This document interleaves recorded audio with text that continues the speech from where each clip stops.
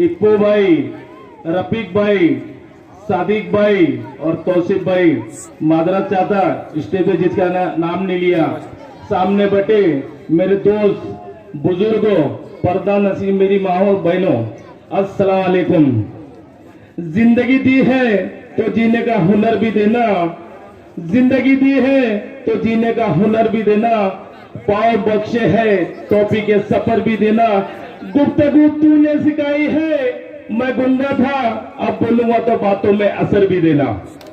मेरे दोस्त, मेरे साथियों, आप लोगों को पता है गुज़श्ता 7 साल पहले 5 साल कार्यकाल और 2 साल प्रशासक बनने के बाद में, मैं आमदार साहब के साथ रहने के बाद में दुलिया शहर की एक गली कोचा कुछ बचा नहीं।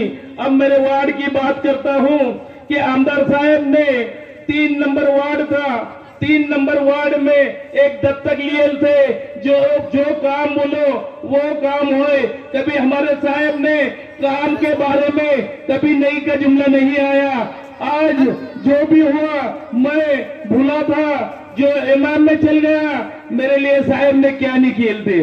मैं साहब का दिल दुखा के गया था, पर मेरा दिल दिख के मैं साहब के पास आया हूँ। मेरे दोस्त, मेरे साथियों, आपको पता है कि ये इमाम पार्टी यहाँ इलेक्शन लड़ रही है, कांग्रेस पार्टी लड़ रही है। कांग्रेस का तो नाम नहीं लेना चाहता, बैसाखी की जरूरत है कांग्रेस को। यही मेरी इमाम जो बोलते कि इमाम, आज इमाम का दिखाता हूँ तुमको, क्योंकि 7 साल में इमाम में रहा, इमाम की क्या हरकतें हैं आप लोगों ने भी देखे। देखो, मैं तो ये दिखाना चाहता कि उन लोग के प्रचार के लिए कहां से लोग आते हैं। यहाँ तो हम हैं, हमारे उम्मीदवार हैं, वही प्रचार करते हैं। ये प्रचार करने के लिए, आप लोगों का ज़हन खराब करने के लिए ये कहां से बुलाए जा रहे? हैदराबाद से ये एक माजिद एमएलए जो मेरे साथ में साहब के इलेक्शन के टाइम भी था, मेरा संबंध था, मेरे बारे में दिखाता कि नासिर पठान ने जो वीक लगा के रखा है। अरे पागल, तेरे को ये नहीं मालूम है मैंने वीक लगा के ऑपरेशन करे ले मैंने? पागल, पहले ये तो देख ले। और तू मेरे अवाम को भड़काने की कोशिश करता कि मजलिस ऐसी है, मजलिस ऐसी है। क्या है मजलिस? मस्जिद के अंदर मैं गया है, मेरी कौम को खराब करने वाली पार्टी सिर्फ एमआईएम है।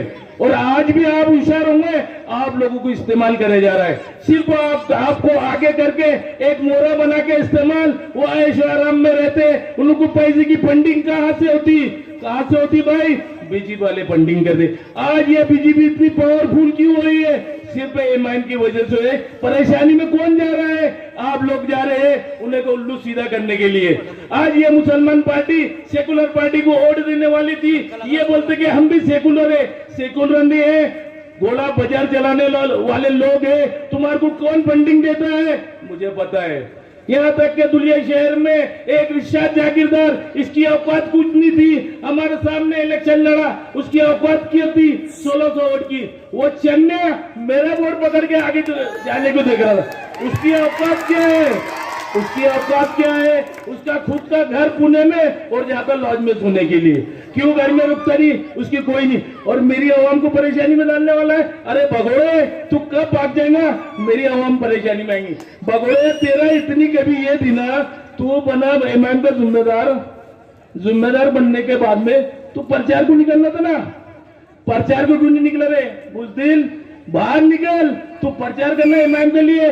अब पता चल रहा ना इमाम का क्या है। देखो मेरे भाई, मेरे दोस्त, आप लोगों को पता है कि इलेक्शन के लिए जितने भी लोग वहां इच्छुक फॉर्म बोलो या एपी फॉर्म बोलो, इच्छुक फॉर्म 72 बांटे गए साहब, 72 बांटे गए। और 72 का ऐसा था कि यहाँ आएंगे तो इच्छुक फॉर्म के 500 रुपए और इम्तियाज जलील के बाद में बढ़ेंगे तो 2500 रुपए। ये क्या है? ये क्या का मांगा जाए? हर कोई अवाम अपनी एक हाथ लगा के इलेक्शन लड़ना है। तो साहब पूरे महाराष्ट्र के अंदर कितने फॉर्म इच्छुक फॉर्म गए थे? ये कलेक्शन उन लोगों का कम से कम 2 से 3 करोड़ रुपए का ये कलेक्शन करे। ये क्या चालू है? वहां इंटरव्यू लिए जा रही। मैं तो लिए का साहब ने मेरे को जिला अध्यक्ष बनाए थे, और यहां तक के औरंगाबाद वालों को 5 साल हमारी दहलान के ऊपर साहेब बटे हैं, मेरे को औरंगाबाद वाले कोई चलेगा नहीं। असद साहब थे, उनके बेस पर पार्टी चलती थी, हमने बाकायदा इलेक्शन लड़े, नाकामयाबी हुई हमारी। पंच साहेब होने के बाद में साहेब ने जो जिला अध्यक्ष हो असद साहब ने दिए था, देने के बाद में हमारा इलेक्शन हुआ, इलेक्शन में नाकामयाबी हुई। साहेब बहुत ज्यादा डिप्रेशन में कि भाई अब मेरी आवाम का काम कैसे होगा, मैं तो काम करने वाला आदमी है, मेरे घर पे शादी रहे मौत रहे, जो मेरे 2 दिन है वो दिन पूरे कहाँ गुजरते थे साहब मुंबई के अंदर, काहे के लिए जाते थे, मेरी कौम का काम होने को ना। मेरी कौम आज मुत्तहिद हो ले तो मेरी कौम का कैसा काम होगा। तो इतना टेंशन में रहने के बाद साहब बोलते कि मैं पठान अब करूं क्या मैं। साहब तुम जैसा बनेंगे वैसा करेंगे। आज दुनियाई शहर के अंदर या दुनियाई शहर के अंदर या मंत्रालय के अंदर नीति लाने की टेक्निक सिर्फ और सिर्फ माजी आमदार फारूक शाह साहब है। मैं दिखाता चलूं आपको दिखाता चलूं। हाई ड्रम महापालिका घर पट्टियां इतनी बढ़ा दिए, जब 10 रुपए आने वाली थी वहां 20 रुपए नहीं 30 रुपए डायरेक्ट 100 और 110 रुपए आ रही है। जैसे तुम्हारी जब 10,000 आती थी वहां लाख 1.5 लाख। यही हम लोगों को साहब ने बुलाया, बाकायदा जो मंत्री था मंत्री बिस्मिल्लाहिर्रहमानिर्रहीम रब्बि यस्सिर वला तुअस्सिर व तम्मिम बिल खैर। आज के इस जलसे के सदर, इस मोहल्ले की अजीम शख्सियत, हमारे बुजुर्ग रहनुमा लल्लन सरदार साहब यहाँ पर स्टेज पर मौजूद, मेरे चारों नगर सेवक पद के उम्मीदवार, उसी के साथ यहाँ पर मौजूद हमारे माजिद पठान, हमारे जमील भाई कुरैशी, यूसुफ बॉस। मैं आप तमाम लोगों के नाम तो नहीं ले सकता, लेकिन आप लोग यकीन जानिए कि आप लोगों की जगह मेरे दिल में है साथियों।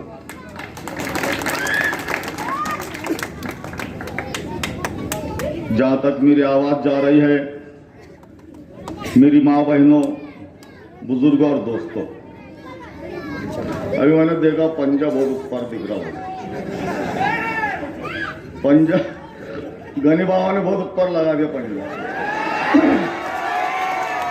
और जितना ऊपर है ना उतना नीचे आएंगे। अभी बोलो नसीम सिद्दीकी को लेके आए, बोले 25,000 देके। पिछले टाइम भी लाया था गनी बाबा ने, एमआईएम के टाइम में उसको नसीम सिद्दीकी को लाया था। अब वो बोल रहा, बोले वो फारूक शाह ने 1300 करोड़ के काम करे, बोले तो क्या करे बताओ, बोले।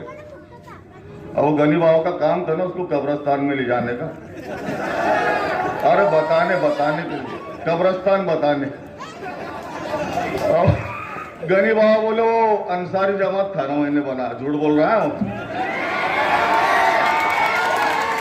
ये हमारा माजिद अंसारी, ये हमारे लल्लन सरदार, ये सब लोग आए थे मेरे पास, बोले अंसारी जमात खाना बना के दो। मैं बोला बना, चलो बना के दी। अभी यहाँ देखो नासिर पठान बेहतरीन तरीके से तकरीर करा, अल्हम्दुलिल्लाह 5 साल मेरे साथ रहा, 6 साल मेरे साथ रहा, तो अल्लाह पाक ने उसको सलाहियत भी दी और डेयरिंग भी दी। उन्हें गनी बाबा को सुधरा नहीं, वो पुलिस को देख के भाग जाता, बोले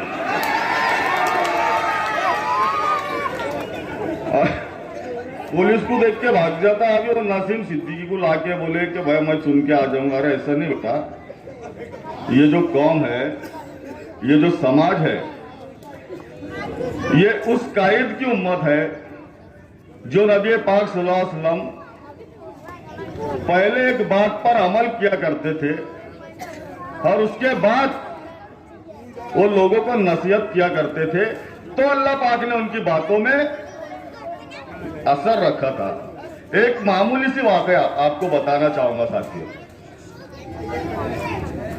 एक मर्तबा नबी पाक सल्लल्लाहु अलैहि वसल्लम के पास एक औरत जाती है और आप सल्लल्लाहु अलैहि वसल्लम से कहती है कि जो मेरी गोद में बच्चा है ऐ अल्लाह के नबी, तो इसको ताकीद कीजिए कि ये मीठा बहुत खाता है। आप सल्लल्लाहु अलैहि वसल्लम ने कहा कि बहन उसको 2 हफ्ते बाद मेरे पास ले आना। चलो ठीक है भाई।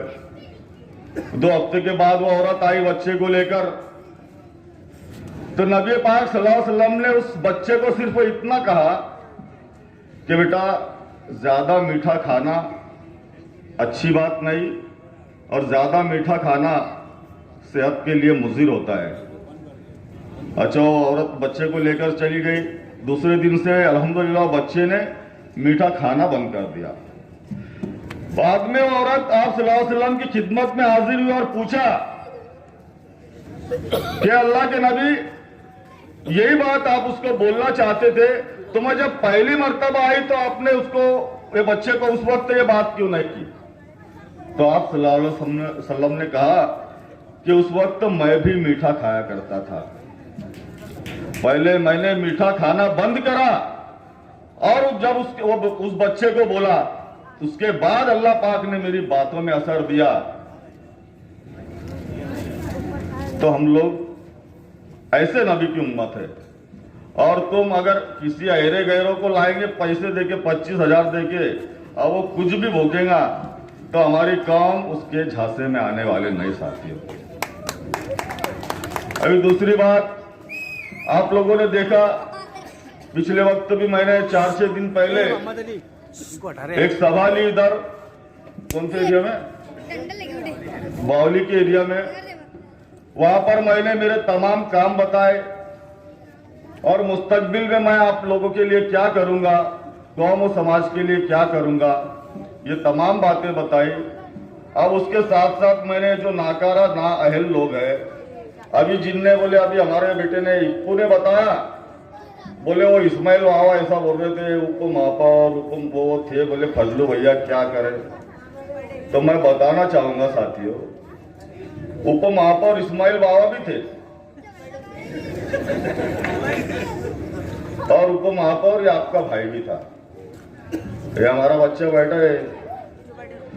तो इस्माइल बाबा हुकुम आपा थे ना, तो उनके ऑफिस में पेशाब फिरने जाते थे लोग, क्या बोलते थे, पेशाब की टपरी में जाने गए बोले। और ये आपका भाई जब हुकुम महापौर था ना, तो लोग बोलते थे कि ये इंसाफ की अदालत है। तो ये फर्क है। और इस्माइल बाबा,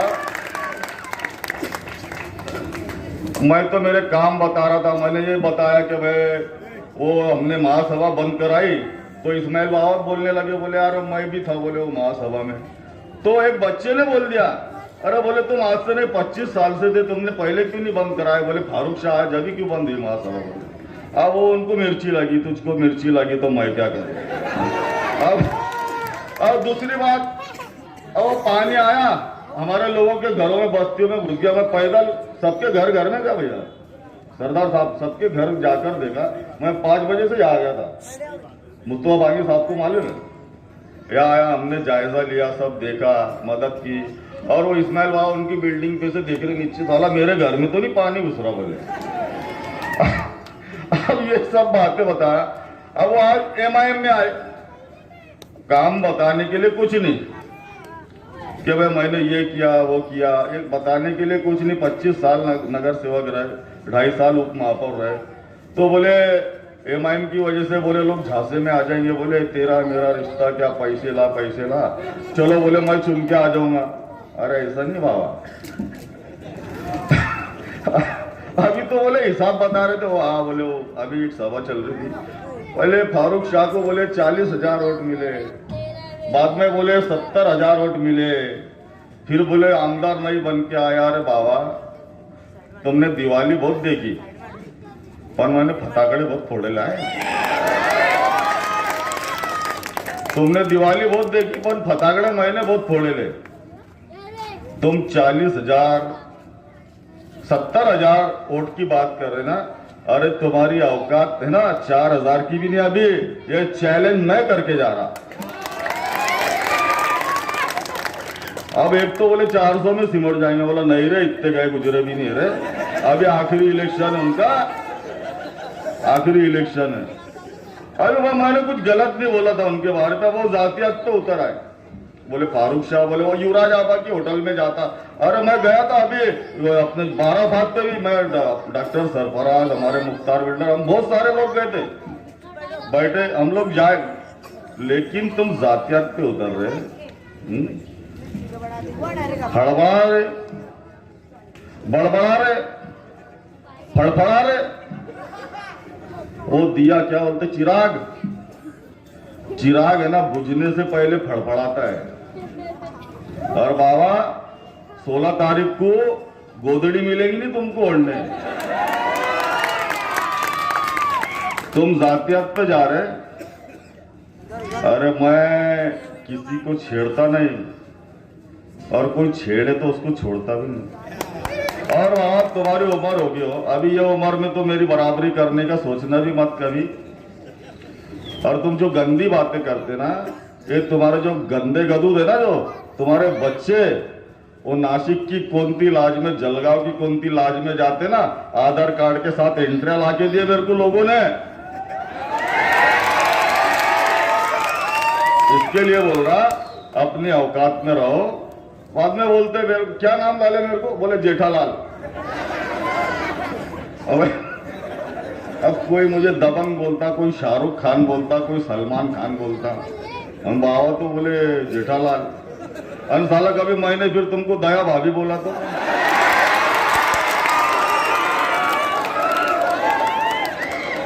देखो भैया, पहले बोल रहा हूं, मैंने कभी तुमको दया भाभी बोला?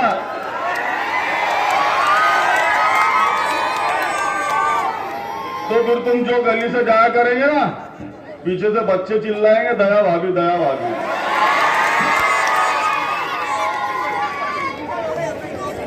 क्या काम किए तुमने 25 सालों में? एक मस्जिद बना रहे थे हमारे लोग, बोले मेरे अब्बा का नाम दो, बोले मस्जिद को, मैं तो मस्जिद बनने नहीं दूंगा। ये ऐसे कारनामे तुम्हारे। और तुमने जो चैलेंज किया था ना, ये इसको ऐसा फूके उड़ाता मैं, तुम्हारे ऐसे कई गए हो बड़े बड़े खासदार मंत्री से, ये डरा नहीं, जब पायरी पे बढ़ जाता ना मुख्यमंत्री आता उठाने, तुम्हारी जिंदगी गई गैरों की गुलामी में। अभी तक गैरों की गुलामी करते हैं तुम, आज दिख रही तुमको एमआईएम। लेकिन अब ये आखिरी वक्त है, अपनी इज्जत संभालो। और अगर फिर भी अगर ज्यादा वल्का होगा ना, बोलना, मुझे सिर्फ फोन करना, मेरे आने की जरूरत नहीं, बच्चे आके घर के बाहर हिसाब कर लेंगे तुम्हारा। अब भी देखो, आज बोले वो गटर साफ कर रहे, अकबर अवैसी भी आया बोले। और गटर, ये इलेक्शन जो है भाई, ये दिल्ली का इलेक्शन नहीं है, या कोई सरकार नहीं बनानी है, सही है क्या नहीं? पिछले टाइम में आप लोगों ने देखा, बांगी साहब 51 नगर सेवक भाजपा के थे, और ये 2-3 आवले बावले भी थे एमआईएम के, इनका मूवी नहीं बनता था। और अभी तो पैसे वो अनुप लगा रहा है इनको, तो ये कभी वहां खड़े भी हुए तो उनको बोला बैठ बेटा बैठ। पहले तो मुझे लगता बोली भी नहीं होगी, गलती से एक आध तो आ गया तो। हाँ, मेरी एक छोटी बहन, मेरी भावज नाजिया पठान थी, नाजिया पठान थी बेचारी, वो बोलती थी, हाँ ये बात ख्याल रखो तुम। तो इंशाअल्लाह ताला ये जो मेरे चारों सिपाही है, ये आप लोगों के हक के लिए लड़ेंगे। और अभी तो अल्हम्दुलिल्लाह, जैसा मैं एमआईएम में नहीं, अभी तो राष्ट्रवादी में, तो जो हमारे गैर मुस्लिम भाई जो सेकुलर ज़हनियत रखते हैं, इंशाअल्लाह ताला वो हमारे साथ रहेंगे। और आप लोगों के तमाम हुकूक के लिए हम लड़ेंगे, और जितने हमारे मसाइल है उनको हल करने की पूरी कोशिश करेंगे। साथियों, आप लोगों ने देखा, जब से मैं चुनकर आया, सिर्फ तरक्याती कामों में मैंने ध्यान दिया, और आगे भी इंशाअल्लाह ताला देता रहूंगा। मैं ज्यादा बोलना नहीं चाहता। कल हमारी लाडली, जो महाराष्ट्र भर में लाडली बहन योजना चलाती है, लाडली बहन योजना की प्रमुख है, तो मैं, अब मेरी आवाज पहुंच रही है, मेरी माँ बहनों से गुजारिश है कि वो लोग ज्यादा से ज्यादा तादाद में वहां मौजूद हो। आप लोगों के जिनकी स्कीम बंद हो चुकी है, पैसे आना बंद हो चुके हैं, या फिर से जिनको नए अर्ज करना है, आप तमाम लोग वहां पर आइए इंशाअल्लाह ताला। ये मेरे चारों नगर सेवक, ये तो अल्हम्दुलिल्लाह ठीक से हो गए समझो नगर सेवक, तो ये लोग वहां मौजूद रहेंगे और आप लोगों को ज्यादा से ज्यादा लाडली बहन योजना के अलावा भी जितनी सरकारी सहूलियात है, जितनी योजनाएं है, जितनी स्कीम्स है, उन तमाम योजनाओं का फायदा ये हमारे भाई आप लोगों को इंशाअल्लाह ताला दिलाकर देंगे। बस आप लोगों से गुजारिश करूंगा कि आप लोग किसी के बहकावे में ना आए। वो तो मुझे अल्लाह पाक की जात से उम्मीद है, आप तमाम लोगों पे भरोसा है कि आप लोग किसी के बहकावे में नहीं आएंगे। अरे वो इस्माइल बाबा संख्या बहकू नहीं, वो रफीक दादा को, अरे वो तुमको क्या होंगे बाबा।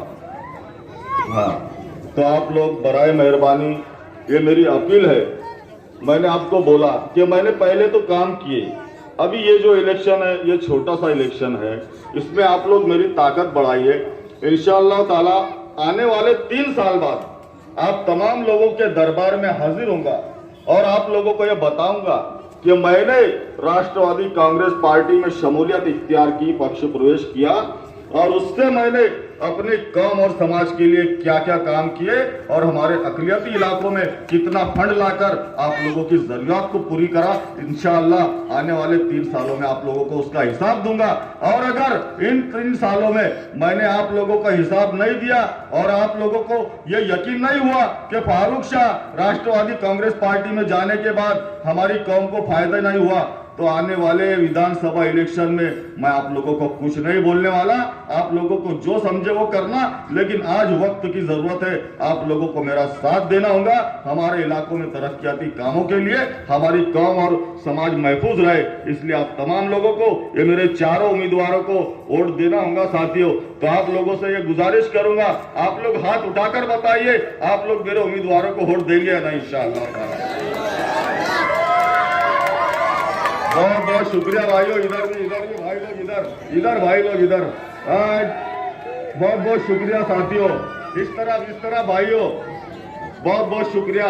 वाखिर दावाना अल्हम्दुलिल्लाह रब्बिल आलमीन। सरकार को है सुनने काल बदला अटावे बता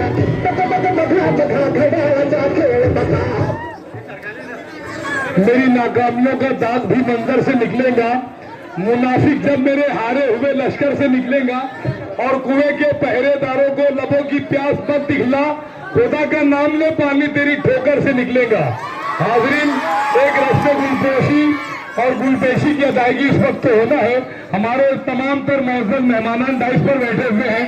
साबिक आमदार डॉक्टर फारूक शाह साहब है और 4 उम्मीदवार है। सबसे पहले हमारी ये पाकीज़ा खूबसूरत रस्म इसको अदा करने के लिए मैं इरफान फजल रहमान साहब से गुजारिश करूंगा जो इस तकरीब के साहिब सदर आली जनाब सुलेमान मंदू सरदार साहब की खिदमत में हार पेश फरमाए, तालियां बजाए और इस इस्तेकबाल को कबूल कर ले। इसके बाद सरकार